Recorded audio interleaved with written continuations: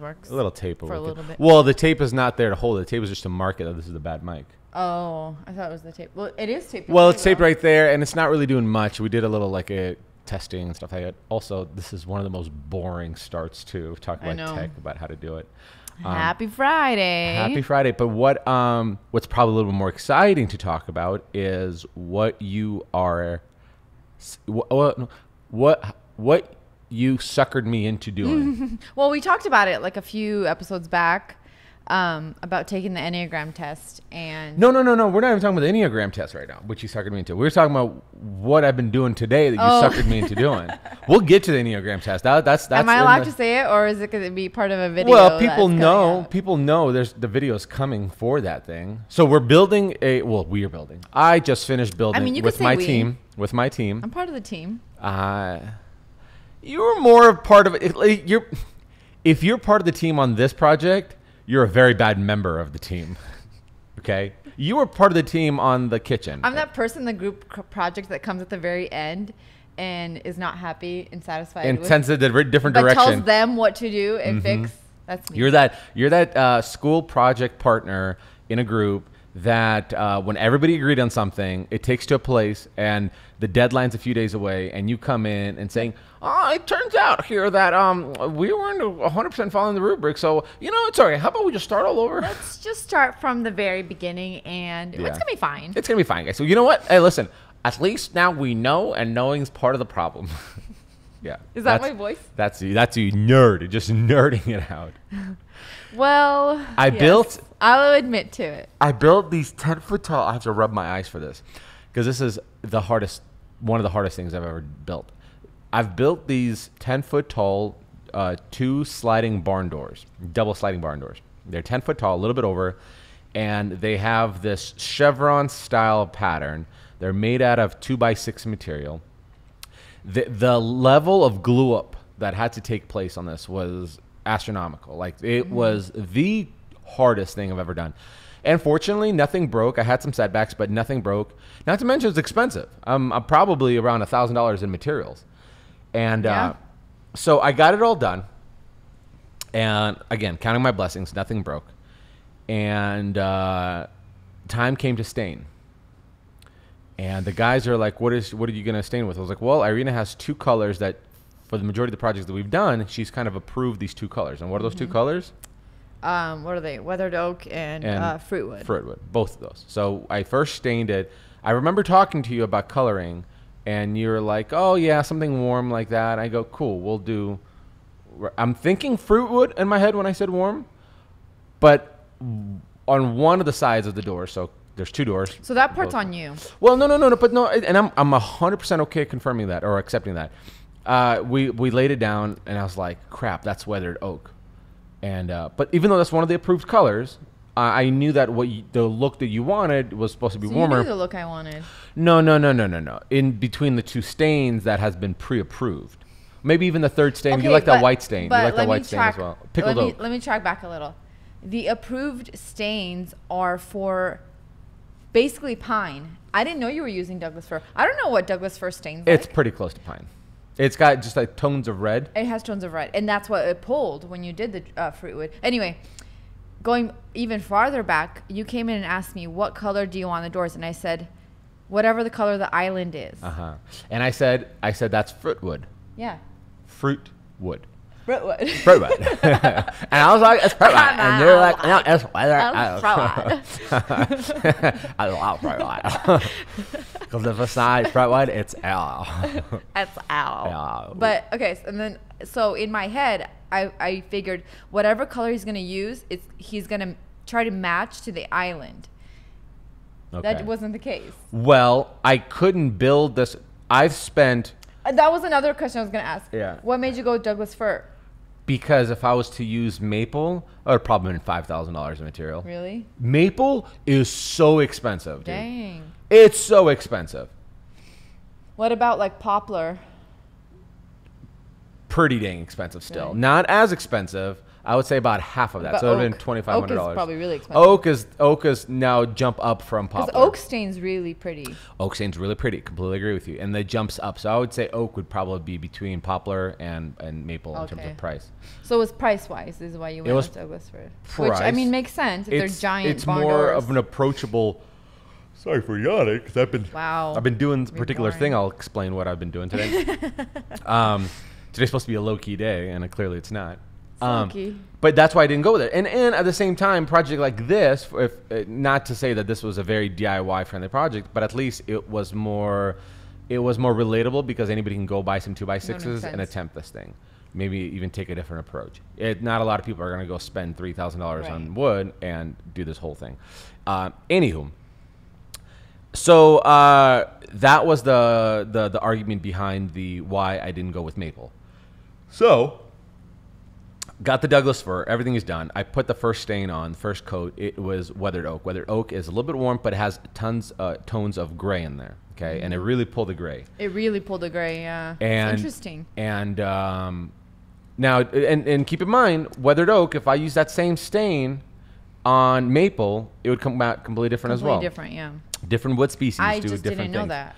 And so, well, and also a little backtrack. If you're going to do a little backtracking, I'll backtrack even more. One of the hardest things in our relationship has always been when it came to building was making the wood look the tone that you wanted it to look. Well, because I find these pictures on Pinterest and Instagram that is like what I want, but it's probably hard to achieve with the type of wood you're using. Correct. And that's something that I need to like keep in mind for the next projects. It's like, okay, well, what wood are you using, and what does it pull, and how knotty is the wood, like all of that. So we just agreed. It's 100% your fault. So okay, anyway, I put weathered oak on. It was gray. I initially knew right away. I was like, oh crap, that's not what she wanted. I had to let it dry a day because you can't just sand it right away. It's still kind of raw. You'll go through sandpaper left and right. So but just to get your attention, I was like, hey, it's probably not the right stain. You want to look at it? You're like, yeah, it's not good. I was like, it's all right. I'll sand it tomorrow and we'll apply. That's my mistake. Apply the fruit wood now that I already knew that's what you wanted. So we put it on. I thought, and I put a conditioner down, or a pre-stain they call it. And what that does is it minimizes the blotchiness, so it's not spotty. It gives you more of an even stain application. And that typically brings out more amberish tone because it's like an oily kind of product, okay? Right. So that goes on. Fruit wood goes on. And I personally liked it. I was like, wait, that's the warmth that she likes. In fact, our old sliding barn door in our old bathroom, master bathroom, the little abstract art one, it was fruit wood. That one I loved, but it was a completely different color. Well, I think what you were noticing is on that one is because it was cleated, you didn't have a uniform stain. Like, so it was a plywood and had a bunch of these one by one materials. It just pulled so orangey red versus on the other door it pulled more like yellow tones, if that makes sense. Well, I didn't use a pre-stain on it. Yeah. And it, so don't ever use pre-stain again. That's kind of. I come and I hang up these doors. I mean, we get the sliding barn doors up, or the sliding door hardware up, and it was already hard to do, right? Because it's like to get a rail that long. Finally, and as how terrified, I don't know if I've been this terrified in a long time of trying to bring these 10-foot tall doors in. Did you bring them through the front door? Through the front door. And had tons of setback because measurements were incorrect into hardware. Finally got everything right. The doors came on, and I was like, whew, I'm just glad nobody got hurt, nothing broke. Awesome. Can't wait for her to come see it. You come, and I'm sitting on this bench in our entryway.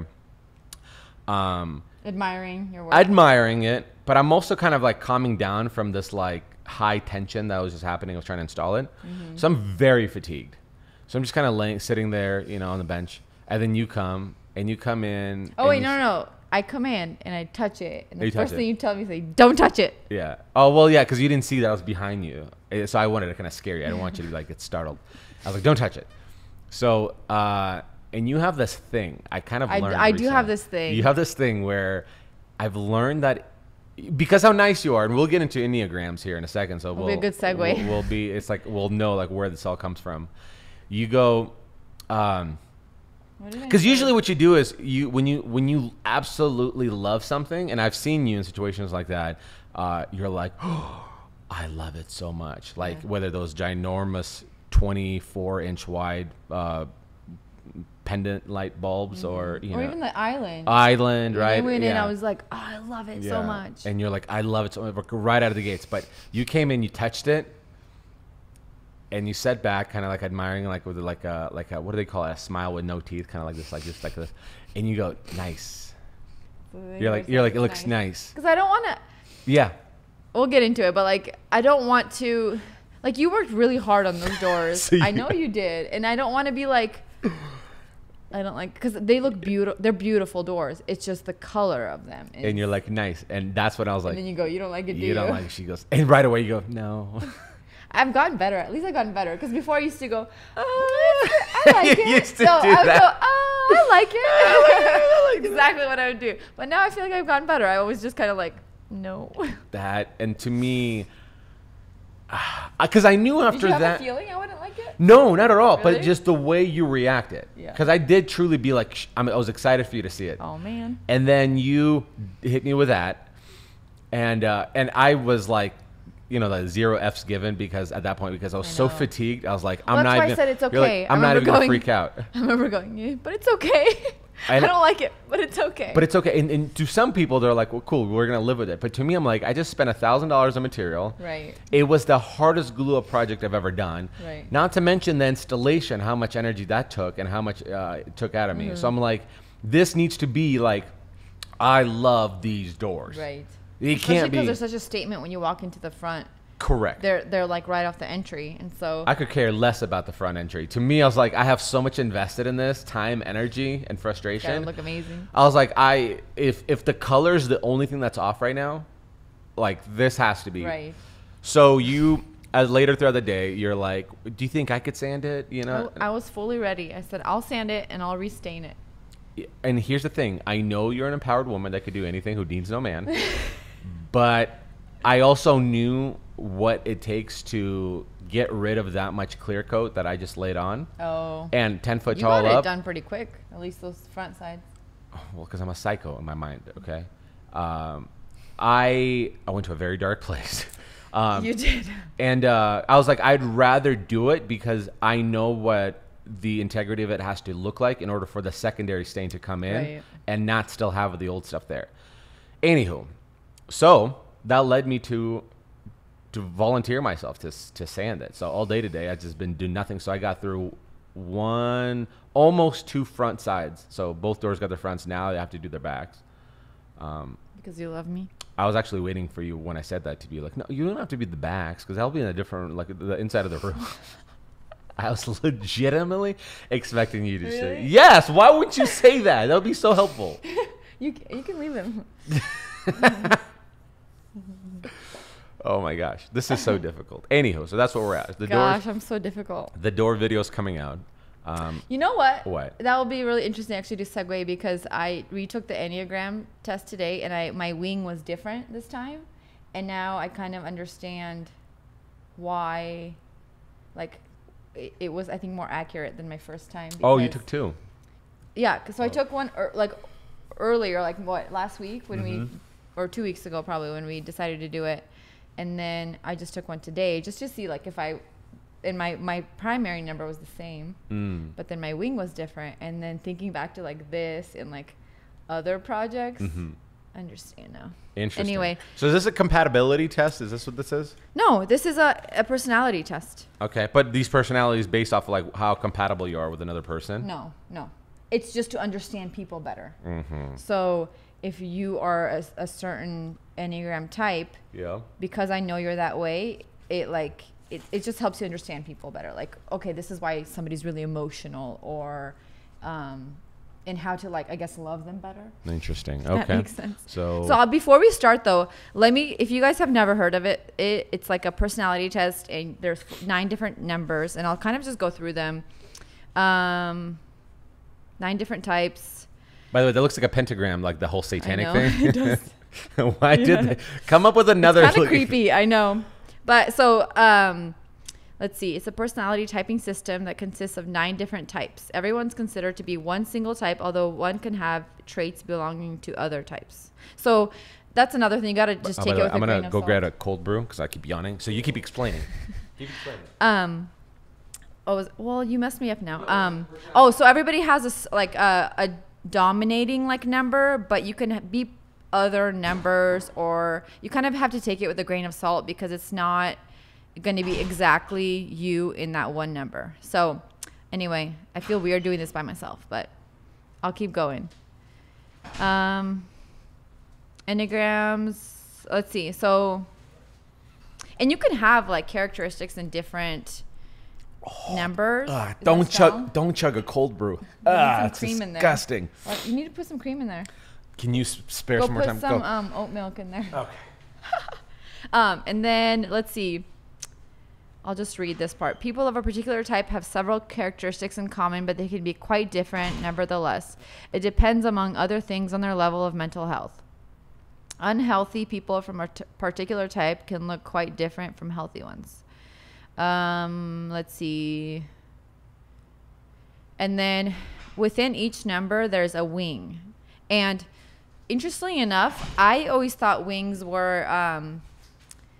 like you have a dominant number and then your wing, it could be any other number that you just like lean towards. But wings are actually, the reason they're called wings is because you have your number and the numbers on the sides are what you can wing. Oh, okay. So I didn't realize that. Is that like which way you lean towards? Mm-hmm. So it's more of a dominant thing then. So like if you're let's say a number 2, then your wing would either be 1 or 3. Okay. If you wing 3, your wing would either be 2 or 4. So those are your only wings. That's why they're called wings. Gotcha. And some people have balanced wings, so that means they are the same on both sides, which is kind of interesting. But that makes me wonder why. I'll get into it, but once I give you guys like the kind of a rough, just a synopsis of each Enneagram type, I have this weird kind of caveat about one of them. Anyway, okay, so the types are, number 1 is a reformer. This is you're perfectionist, they're responsible, fixated on an improvement. I'm surprised I didn't fall in that category. I know. Wow. Maybe you did. Maybe you had. Oh, you know why? Because you are, you're not close to it. So like that's not one of your wings. Oh, it has to be. Mm-hmm. Okay. That's why I don't get why you can't wing any number. Why does it have to be just those 2? I wonder if I took, how much did your test results change from the second time to the first time you took these tests? Well, the other numbers were different, yeah. So you know how it shows you. So when you take the test, it gives you like your dominant number and your wing, but then it shows you how much you scored in the other numbers. Mm-hmm. And so maybe if you had like one other question different, you would have. Some of these questions are so. It's kind of confusing, but so your number 1 are the people who are essentially looking to make things better, as they think nothing is quite good enough. They make them perfectionists who want to reform and improve, who desire to make order out of the omnipresent chaos. The number 2 is the helper. So twos essentially feel that they are worthy insofar as they are helpful to others. Love is their highest ideal. Selflessness is their duty. Giving to others is their reason for being. They are involved, socially aware, usually extroverted. They are the type of people who remember everybody's birthdays, who go the extra mile to help out a coworker, but also those are the ones who want that reciprocated back. Type 3 is the achiever. So they are focused on presentation of success to attain validation. So they need to be validated in order to feel worthy. They pursue success, want to be admired. They're very hardworking, competitive, and highly focused in pursuit of their goals. Number 4 is the individualist. So they're identity seekers who feel unique and different. So these are the ones usually more emotional, sentimental, self-conscious, individualistic. Let's see. They are. Let me see. Sorry, I lost my train of thought. They're usually somehow different or unique. They tend to see their difference from others as both being a gift and a curse. Okay, so then there's number 5, the investigator, thinkers who tend to withdraw and observe. So Sherlock Holmes. 5s essentially fear that they don't have enough inner strength to face life. They tend to withdraw, retreat to safety and security, where it's like they're more like the thinkers, I think. Oh, woke millennials. Yes. All of them. All of them. Number 6 is the loyalist. So they're conflicted between trust and distrust. So they feel insecure. Oftentimes, let's see, they have a lot of fear and anxiety. 6s don't trust easily. But until people have proven themselves to them, and then they respond with loyalty when people prove themselves. Number 7 is enthusiast. And the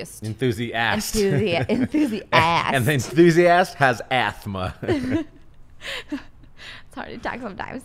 Pleasure seekers and planners in search of distraction. So 7s are concerned that their lives be an exciting adventure. So these are the adventure seekers. They are future-oriented, restless people. And then they are quick thinkers, so they have a great deal of energy. I feel like this is something you would wing, because you're kind of like adventurous, and you're a quick thinker. You're extroverted, multi-talented, creative, and open-minded. Yeah, but I think that almost leans towards like the adventurous, like, oh, let's go see the open terrain, like travel, which I don't want to go anywhere. I guess you can read it 2 different That's ways. the thing is like those are the last of the things, right? No, like, there's 2 more. Oh, there's 2 more? Let me get through them and then we can go for it. Number 8 is a challenger. They like taking charge because they don't want to be controlled. 8s are essentially unwilling to be controlled either by others or their circumstances. I thought this one would be one each sentence, I feel like I resonate with one part, but not the other. Yes. They fully intend to be masters of their fate. 8s are strong-willed, decisive, practical, tough-minded, and energetic. That's like you to a T. That's a pacemaker? That's what it is? Yeah. Peacemaker. Peacemaker. That's 9. I'm on 8. Oh, you're 8. The challenger? That's they also tend to be domineering, but you're not domineering. So, and then their unwillingness to be controlled by others frequently manifests in the need to control others instead. And you don't do that either. So you have like the tendency to be control of your own fate, but then you don't, like, I guess this person does it kind of to the people around them too. Type 9 is the peacemaker, and this is the person that wants to keep peace and harmony. They avoid conflict at all costs, whether it be internal or interpersonal. 9's desire to avoid conflict generally results in some degree of withdrawal from life, and many 9s are introverted. Other 9s lead more active social lives. So you can be either. But nevertheless remain to some degree checked out or not fully involved, as if to insulate themselves from threats to their peace of mind. So those are the 9 types.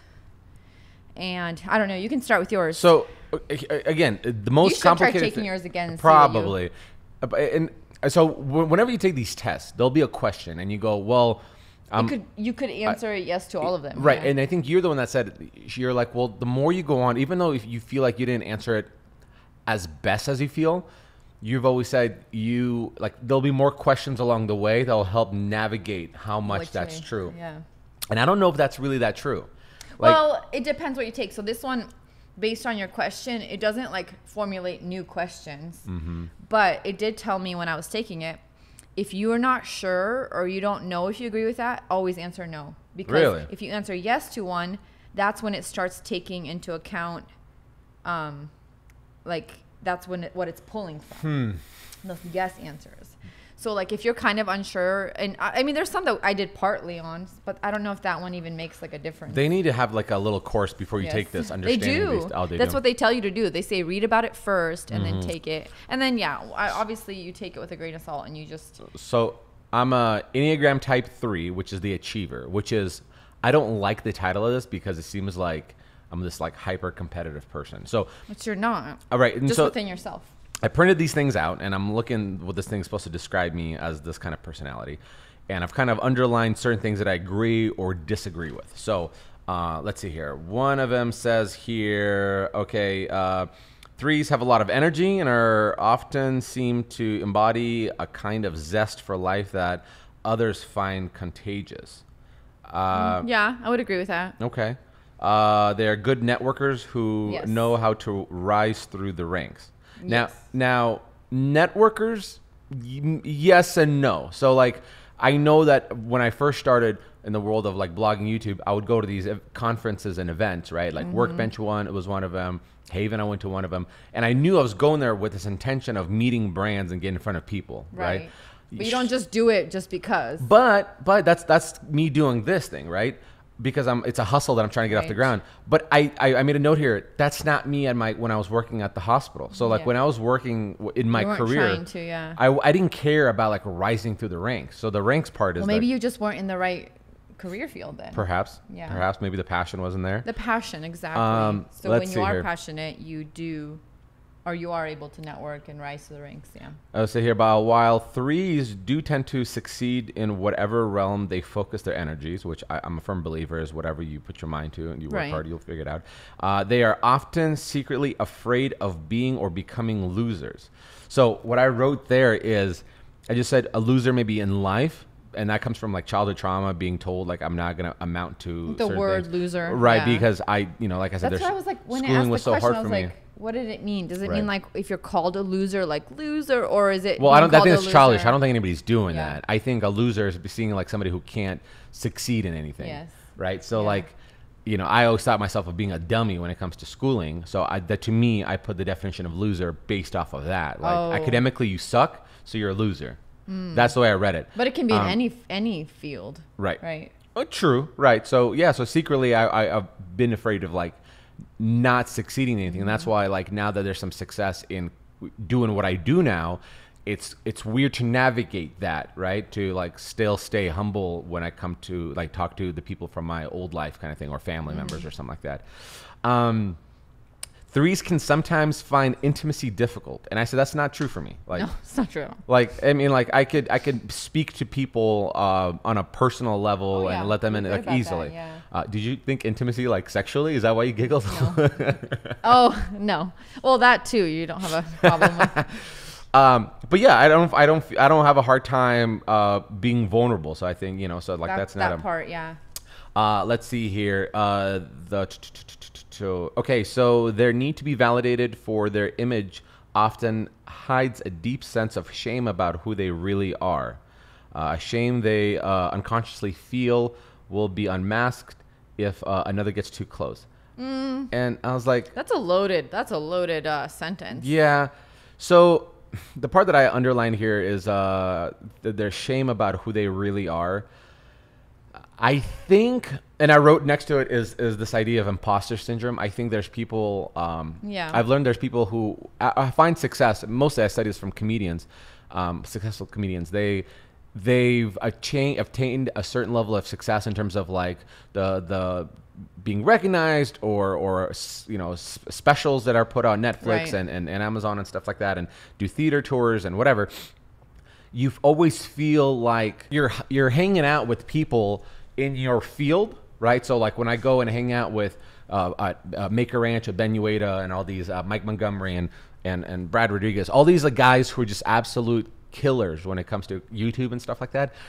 That when I hang out with them, I feel like an imposter. I was like, I don't belong amongst these maybe that's lions. The shame you could feel. So the shame is that imposter syndrome was like, I think I got lucky on a lot of my videos, but at the same time, the effort that you put in is just keep trying and keep risking. So I just put imposter syndrome. It's like you feel like you're not good at what you do and everybody else is better than you kind of thing. Right. And that makes a lot of sense towards the achiever, why you want to keep achieving and, attaining those goals. Let's see here. Next is when unhealthy, their 3's narcissism takes an ugly turn and they become cold-blooded and ruthless in the pursuit of their goals. And I said I don't agree with that. Well, it's saying when unhealthy. So correct. I think you're a healthy. Correct. That's why you definitely don't fall into that. But what I said, the part that I agree with that statement is the unhealthy part comes from I remember looking back at my previous relationships that I was in.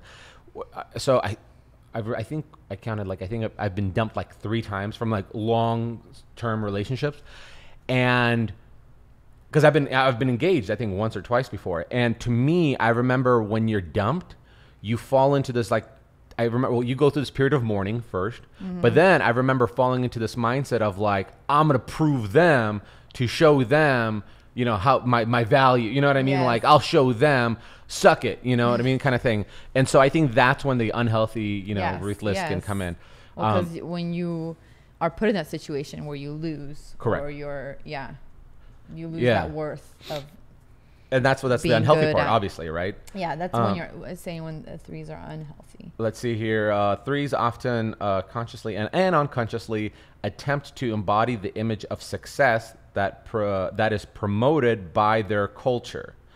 I didn't put a note next to this, so I don't know. That depends. Yeah, like culture or specific niche you're in, maybe that embody the success. Of course, whatever you're doing, and you want to, if you do have that achieving mindset, you want to be the best in your field or in what you're doing. I did also underline here is that threes require external validation, and I just wrote your name next to it. What was interesting to me is I don't care, and I've said this before. I was like, I always try to impress you. I don't try to impress other people. So to me, one of my best compliments is always like when you tell me like if you and I are at the store and somebody recognizes me, my thing is I want to tell you that I got recognized. Like I don't care. Sometimes it makes me feel awkward when somebody's like, "Oh yeah, watch your stuff." I was like we were in Utah, especially by yourself with the kids, and Harper had a blowout. Like I was on baby duty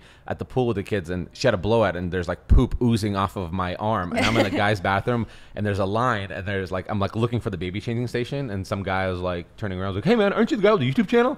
And so like I give him like a quick little like fist bump. But after that, I was like, I wanted to tell it to you. I didn't go on and start blathering to everybody else. It's like to me, the validation is from you. It's from important people in your life. Yeah, to me, it's like makes sense. When the boys go, "Hey, Dad, I think somebody in my school like watches your channel." Like to me, that's what I want to hear. It's actually weird to me when when some of our friends will say like, "Oh, I didn't know you know Mr. Build or whatever." To me, that's weird that you tell me that. Like I sometimes I don't want to know that. You know what I mean? Just because I don't know what to do with that. But whenever you're around or the kids know, I'm like, oh yeah, because that's the validation that's the most important to me. That's the only reason I work hard. That's interesting. Let's see here. Threes get in trouble when they confuse true happiness. And I don't think I agree with that because to me, the true happiness, I probably would confuse it if I was single, right? Because then I didn't know what it's trying to attain success. Correct. And in an unhealthy way. But to me that balance. I know what true happiness to me personally is, and I just wrote family happiness. So to me, the freedom that I have to do things with my family is the part that brings me happiness. So the fact that we can go to Lagoon in Utah and have memories there, that's happiness. The fact that we can go on a boat, or we can go do those things are the true happiness. And the fact that we can do movie nights. My career has now allowed for me to have a level of freedom, and a little bit of money to go with that to do things. And so that I truly feel like I'm living my best life, and that's because of the happiness that I have in my family. You know what I mean? And let's see here. One of the last ones I underlined here. Well, I wonder if like those last ones are the reason you don't agree with them so much is because you wing a certain way. Interesting. Which the wing is going to be weird. So let me mention this last part, and then we'll get on the wings here. Let's see here. One of the last things that I kind of stood out to me. It says even the most successful, they did air quotes, threes who generally appear quite happy, often hide a deeply felt sense of meaningless. The attainment of image never quite satisfies. And I just said too dark, more hunger for better lifestyle. So. Too dark. I said, that's too dark. Too dark for me. Well, because I underlined meaningless. I was like, well, I don't think there's anything meaningless, but I do feel also, well, this is kind of contradicting to what I just said right before, because I said happiness. I have attained happiness. So if you ask me how happy is your life, I would say out of 10, probably 11 or 12, okay? Because of my family dynamic. But I said, when they says it's the deep sense felt of meaningless, I said that's too dark to kind of illustrate that way. But to me, what I feel more of is this sense of hunger, because I always feel I haven't done anything. Like I'm not happy with anything I've done, and I've shared this before. Is like I don't think like what I do is good. Like you know what I mean? Like I love the team that I have, and they create awesome content with me, but I don't feel that I'm good at what I do. And well, I think that's where achiever comes in, because you don't sit there. You don't say I'm not good at what I do and you're just done. You keep going, you keep striving, keep moving forward. And I think that's the achiever part of you, where that's like maybe I'm not satisfied with what I'm doing, but I'm going to keep working harder. I'm going to keep, Correct. Just keep moving. And it's interesting. And I mean, that's the last thing I'll say about the Enneagram, and then we'll talk about the helper, or the wing part. The me before starting a side hustle that turned into a career was a different me before that. And what's interesting is something happens where it's like there's some kind of awakening that happens. And I also feel like my my personality has changed. Right. So like, I don't think I would have fallen into this Enneagram when, like I said, when I was still working at the hospital. Right. I would have been a different person. And so I almost feel like this is the new me, and this is the parts that I identify with. Right. Yeah, it makes sense. I think you can probably go through life,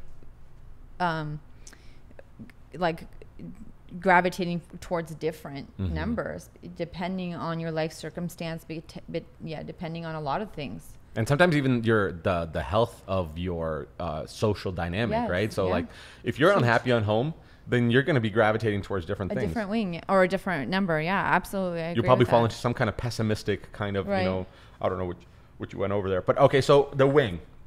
And this is the part that I'm supposed to lean towards, right? This is supposed to be like so yours would be, so you're 3. So yours would be a 2 or a 4. Now, why did they limit it to those two things? I know, that's what I'm saying. I don't know why those have to be the wings when it doesn't really make sense to me, because one of the Enneagrams is 9, which is the peacemaker, but the one next to it is number 8, which is the challenger. And those are completely contradictory. So I don't understand like how you can be one and wing the other when they're completely different. I wonder if throughout billions of human beings, I wonder if they've created, like through psychology and sociology, it has to be a thing. Things like on average we see these kind of groups of people. Yeah. Obviously there's people that don't fall into any of those categories, but I will say between those two numbers, because 4 is the emotional person and you're not emotional very much. Like not like you're not emotional, I'm sentimental. But you're not like the 4 is the one that's let me see. They feel somehow different, unique. They're self-consciously individualistic. They see their difference from others as being both a gift and a curse. Oh my gosh. Could you imagine saying that? Yeah. I feel how special I am. And what I mean about emotional as like, not that you're not emotional. It's like the next level of emotion where you're too in tune with your emotions. Yeah. It's almost like you kind of swallow in sadness. You swallow things in sadness? Wallow. Oh, wallow in sadness. You said swallow in sadness. I said wallow. People can replay this. Swallow in sadness. I'm not going to go anywhere. Don't go anywhere with that. Don't. So I don't this think is a family-friendly show. You're doing that way just because you don't show emotion that way a lot of times. I mean, I've seen you cry just a couple of times, maybe. Yeah. I get emotional. I get teary-eyed by the kids. Happy, but it's. I cried a little bit today when I had to sand the barn door, sliding doors. Anyway, and then the other one is 2, which is the helper. So the helper. So it said I fall into helper, 2, which is interesting. So they're calling it helpers who need to be needed, and I was like, not true for me. I don't need to be needed. Well, yeah, and I have a couple of comments on that, but you can read it first. So let's see here. One of the things I underlined says, involved, socially aware, usually extroverted, sure. 2s are the type of people who remember everyone's birthday. I was like, nope. I just literally wrote, nope. I don't care, right? So let's see here. 2s are warm, emotional people who care a great deal about their personal relationships. Maybe family. I mean, my family, like you and the kids. You care about like your close, but you don't. Yeah, you don't like go out of your way. It depends. If it's a close friend, you will go out of your way. That's why I think you do lean 2, because you do help people a lot. If somebody asks you for help, you're there. So, and I'm sure somebody's out of gas on the side of the road, you will stop and you will ask them if they need help. Sure. And so I actually wrote here, like, not anymore, but burned by people. I've learned that there is, I think you have to understand yourself more and more with every experience and kind of take a lesson there. So what I mean by it is there's been times in my life where I was really busy and I was really tired. And somebody needed help, and I volunteered my help, or not that I said they needed help. They were just talking about, like, I'm thinking about doing this thing. I need to change my timing belt on my car. Prime example. Probably actually a true story. I was tired. I was busy. Somebody's talking about, oh yeah, my timing belt on my car needs to be changed. Do you know how to do it? And I was like, oh no, but I know the basic idea is like, oh yeah, it needed to be done. I was like, oh, I can help you. I bet you can do it. I can help you. And so all of a sudden I volunteer for it. And I spend hours with them doing it, tinkering with them. We get it accomplished. And they're so thankful for my help. And I feel very good about myself for helping them. Right. But then you don't win, apart from that thankfulness, like you don't win any kind of award. You don't get, not to say somebody's supposed to give you a parade, but you feel like your relationship with that person should be just a little bit closer because you've helped them in a very hard time. And listen, not to get into detail, but like there's been times where like I've went out of my way on things where financially projects were sponsored by me and done for people, and dynamic never changes afterwards. You were just like another, almost not a stepping stone, but like life continues, nothing changes. And so I've kind of learned, because I had these expectations after being sacrificial, if you will, with my time and information or help. That's the thing about the twos, is they want to be reciprocated. They want that reciprocated back to them. Correct. Not that action, correct, but something. Right. And that's where I think you do fall into the two, because you do like you do not I expect it, yes, but you could say expect. You do yeah. expect, right? So it's like if I scratch your back, exactly. I'm expecting you to be that person, and that's why they call them the helper, because they help, but they want it to be like, they almost want to be like validated for their help. I almost, in a way, I remember look at my life and like going, oh, this is going to draw us closer together. You know what I mean? Like, and it never did, you know? It's interesting, but I do think you are that way. Yeah. Oh yeah, I agree. I'll finish up with maybe a quick one here, because we want to get you into this. Don't forget me. Yeah. The dark side of the two fixation appears when the twos begin to feel that they will never receive the love they deserve for all of their efforts. Oh yeah, see? Right. That's so we're just talking about. And they say they can become hysterical, irrational, and even abusive. Well, abusive is a little dark, but under such circumstances, they can become so that's what it says. Okay, so they could will never receive the love they deserve for all their efforts. Under such circumstances, they can become hysterical, which not me, irrational, which is me, and even abusive, which is not me. And that's why I think you wing that way, because that's not your full personality, but you have those just like tendencies. It eats me away mentally, and it puts me in a frame of mind that I become irrational, right? So not going like, oh, well, life is different being married, you know what I mean? Like everybody has things. So why is it that I help them with this big deal, and then they don't have like the audacity they don't have the sensibility to be like, hey, let's go grab beer sometimes. Like, I don't, you know what I mean? You're like, so I become irrational. Versus with me, I like helping people, but I honestly don't expect a lot in return. And that's why, segue to mine, my type is number 9, the peacemaker. Which is perfect. So I'll just read it, just a few sentences here. People of this personality type essentially feel a need for peace and harmony. They tend to avoid conflict at all costs, which is 1000% me. 9's desire to avoid all the conflict generally results in some degree of withdrawal from life. Would you say I'm introverted or extroverted? I feel like I'm a little of both. You are very extroverted. I used to define you as introverted, but you're a social butterfly amongst people. I am, but I also like I think I'm both, because I don't know if I recharge from other people, because that's the definition. That's the definition. Is like, how do you recharge? And I mean, maybe sometimes I do, but I do get burnt out from being around people too much too. I have never seen that with you. I remember getting in arguments where I became, I just don't want to go. That's because you were staging and you did a full days of work. Oh, maybe it's that. But I remember specifically remembering having arguments with you because the FOMO. Well, the FOMO, right? That would kind of, and so you would like I kind of became a little bit of I wouldn't say a homebody, because I love going out and doing stuff, but I became more of like, I'm tired from work, I'm gonna stay home. But with you were like, oh, I'm doing a girls thing on Tuesday, and then we're doing a pajama thing with the girls on Thursday, and on Friday we're going to the winery. And so I'm like, hey, I'm on dad duty this whole time. Yeah. And so you were all about go, go, go. And I think your FOMO was fueling that. So I do think you are you're more extroverted.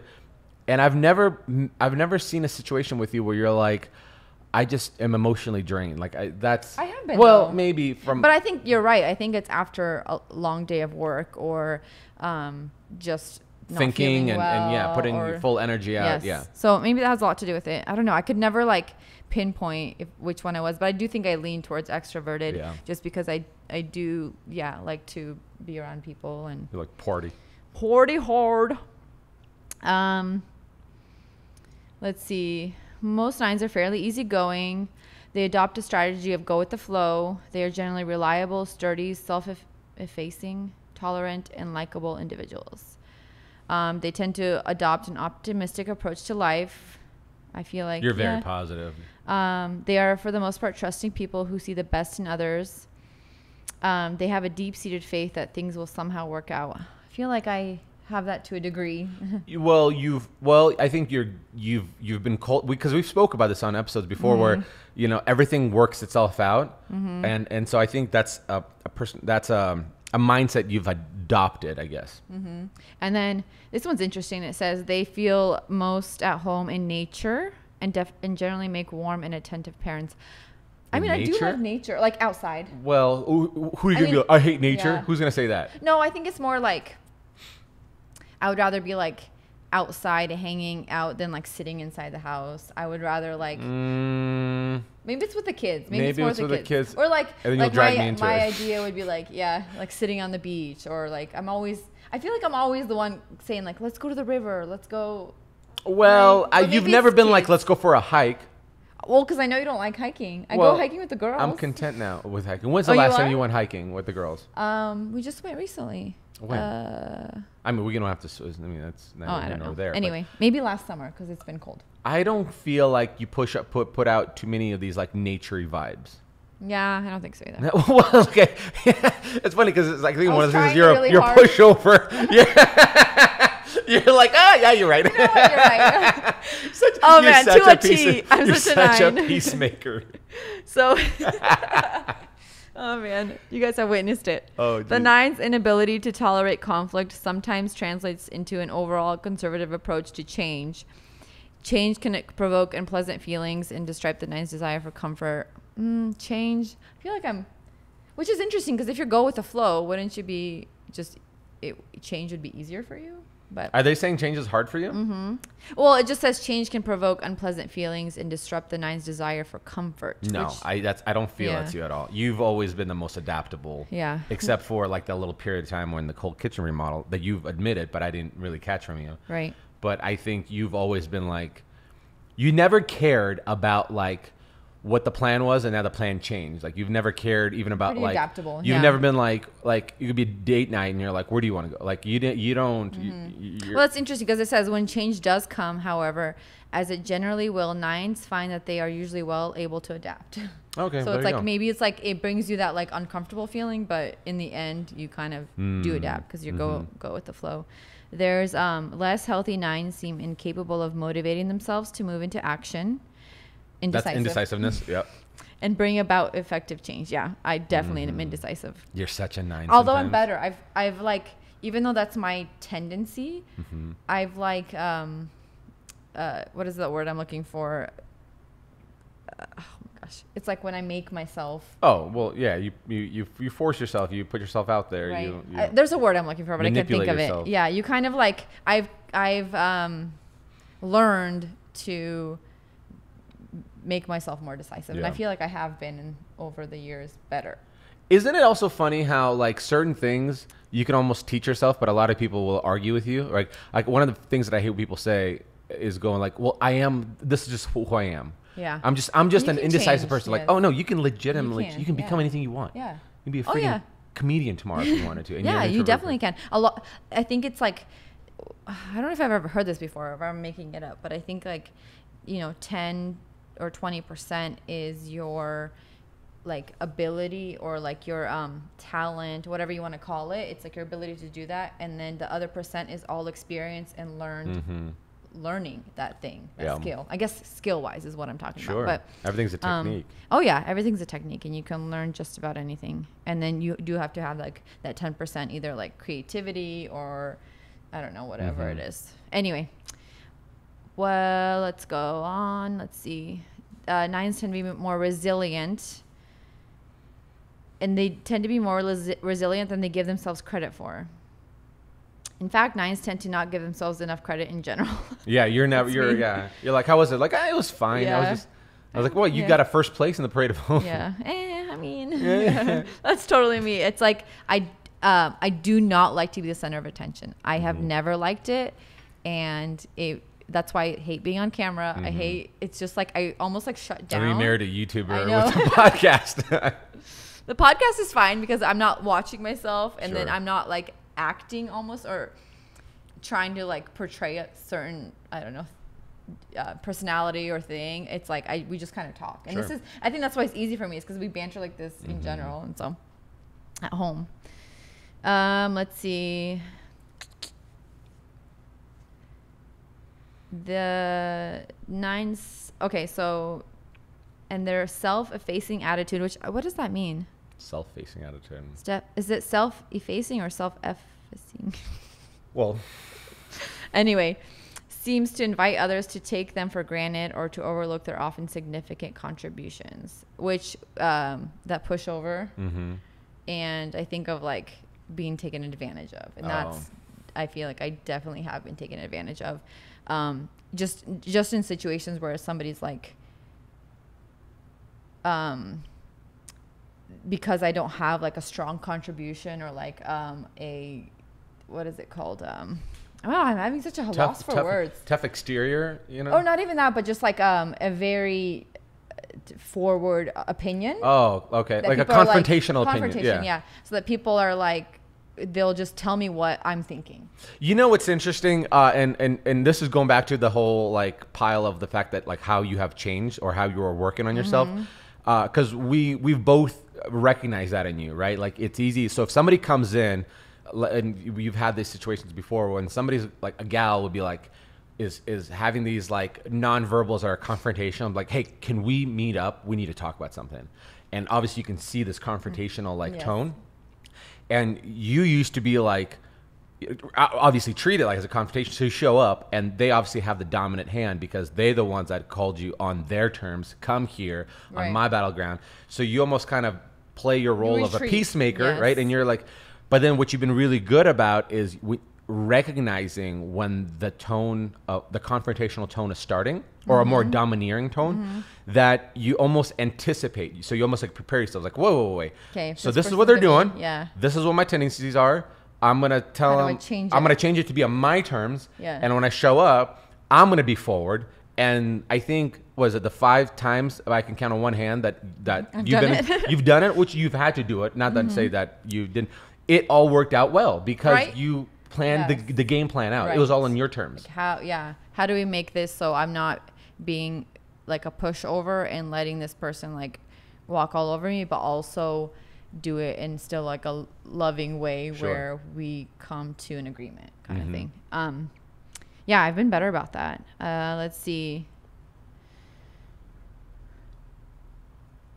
Let's go to your wings. Okay. Wait, I want to see if there's anything else. Which can, you can, I guess they can have occasional fits of temper, which quickly blow over. That's usually once a month menstruation. Once a month, yeah. But mine's not like really fits of temper. It's more like, what's that, like a passive aggressive. Oh. Am I? I don't feel like or just like maybe you've done it once. Pouty. Maybe that's the word I'm thinking of. Okay, let's see. Being overlooked is often a source of deep sadness in 9s, a sadness that they scarcely ever give voice to. I don't feel like, I mean, I guess I never really think about it, but I don't ever think about being overlooked. I think I just have really awesome people in my life where I'm not overlooked. Thanks. Shout out. Shout out to you. No, I think that's a big part of that is if you have friends in your life that treat you well and love you, then you won't feel like that. Anyway, continuing on, let me see if there's anything else that I can go to my wing. Nines frequently mistype themselves as they have a rather diffuse sense of their own identities. I actually did mistype my very first time I ever took the Enneagram. I got 2, the helper. Really? And then once I read a bit more about it, I was like, I'm not really the helper because I like helping people, but there's times where I never want that in return. And so I remember thinking, okay, that's the difference of like 9 and 2 is like 9 is like the non-confrontational. I want just to keep the peace between everybody. Yeah. Whereas the 2 has those expectations in return. Mm-hmm. And I was like, oh, so I did mistype. Mm-hmm. That's interesting. Mm-hmm. And it even says most women mistype as 2s. That's very sexist of them to say that. Yeah. Cancel the Enneagram. Yeah. Okay. I think that's it. And then my wing was the first time I took this test, or not the first time, when I took it, last week or 2 weeks ago, my wing was actually 3. And I didn't really feel like that was me. And 3 is what? The achiever. Oh, the achiever. It's yours. That's right. Yeah. I don't. Which I think I have some tendencies in the 3, but overall, I don't think my wing was right. So my wings would either be, and which actually that doesn't make sense because I can't wing a 3. The only ones I can wing is 8 or 1. Yeah, but you don't want to be put in a box either, No. right? So I guess it's not a box. It's like a bunch of triangles. See? But the funny thing is, like the 8 is the challenger, and that I don't know how you could wing an 8 while being a 9, because the 8 is the person who is really strong-willed, does not want to be controlled by either them or their circumstances.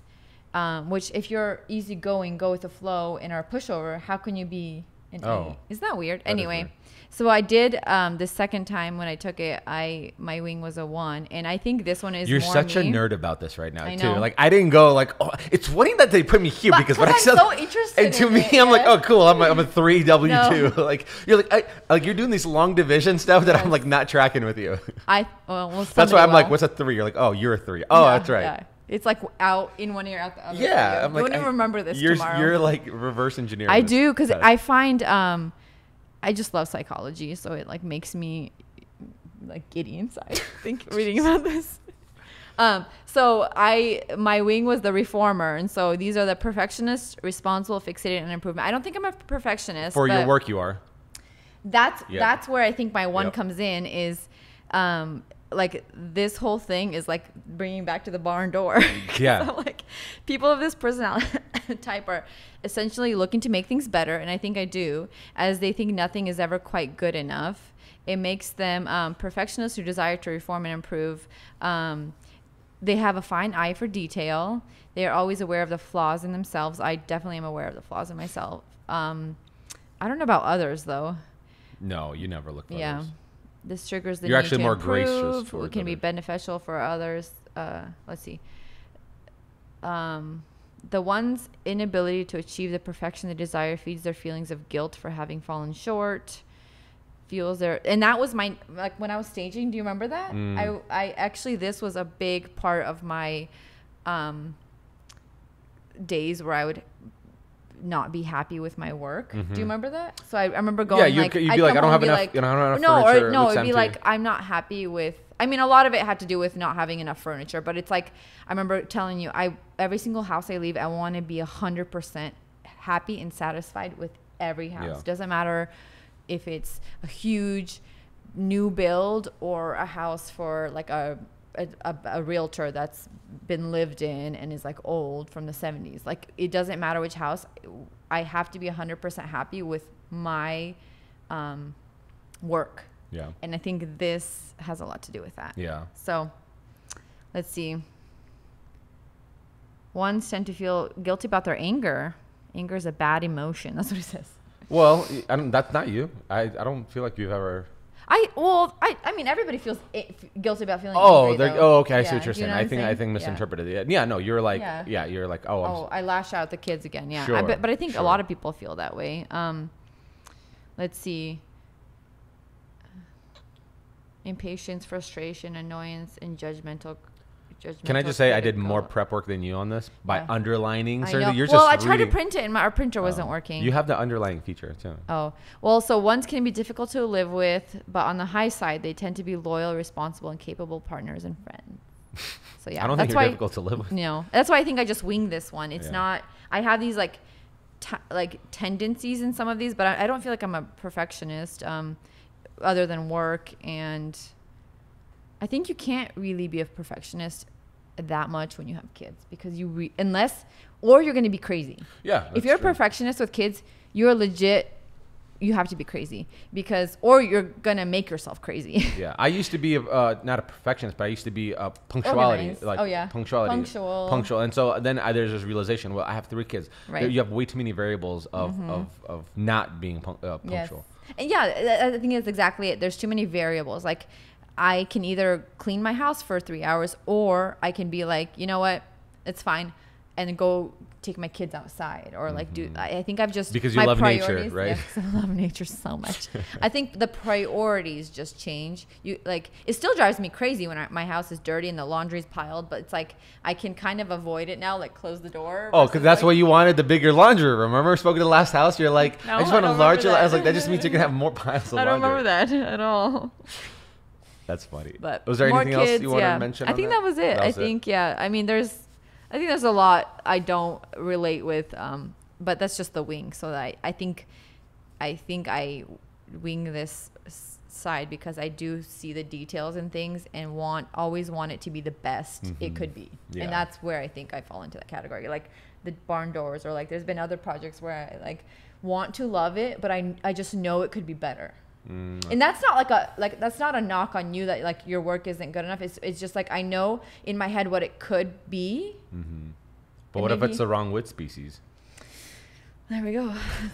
Then we'll have a chat about it. If I've learned anything about this whole satanic pentagram thing, is that there's you're never in one category. No, you're just a little bit of everything. And I think these sociology professors have created this kind of cubby system, and I don't think it's fair to put people in a box like that. I agree.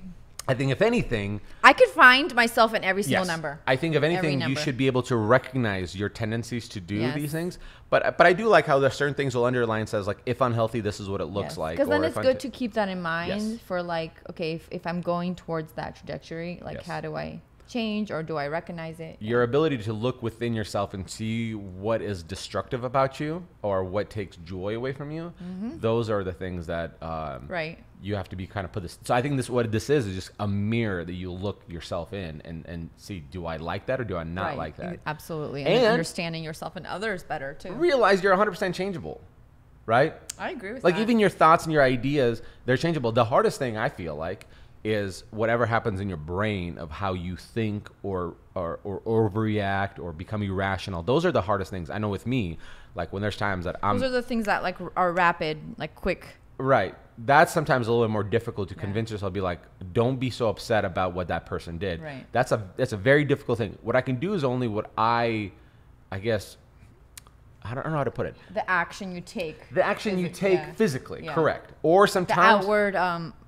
Or sometimes asking for forgiveness. That's a thing that you can force yourself to go and do. Recognize you're wrong, and then be like, okay, I'm going to put my ego in place. I'm going to go apologize. You can force yourself to do that. But what you're trying, your brain is justifying in your mind is that's sometimes a more difficult fight. So you have to fight, yeah. Yeah. Well, that's cool. So it seems like we're compatible somewhat, right? We should do a compatibility test. Actually, that'd be interesting. We should next time. That should be the next one. We're just going to be taking tests from here on out. Then we should do the LSATs and then the SATs.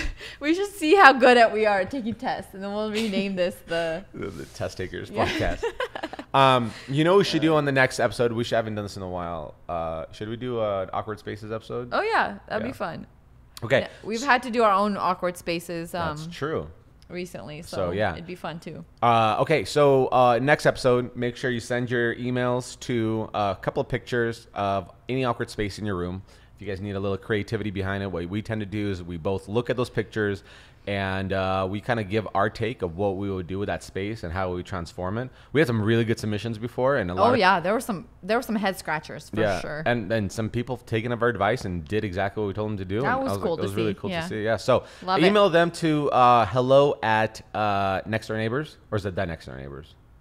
I think it's hello at the next door neighbors .com. And then make sure you share this podcast, rate it, review it, and tag us on like Instagram and stuff like it when you're watching or listening. It's really cool to see. Yeah. Thanks, guys. Bye. Bye.